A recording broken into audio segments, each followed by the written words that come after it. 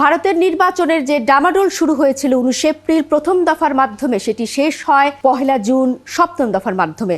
এরপর ভোটের ফলাফল আপনারা তো জানেনই। 4 জুন যে ভোটের ফলাফল দেখা গেছে, সেখানে কিন্তু চমক দেখিয়েছে ইন্ডিয়া জোট।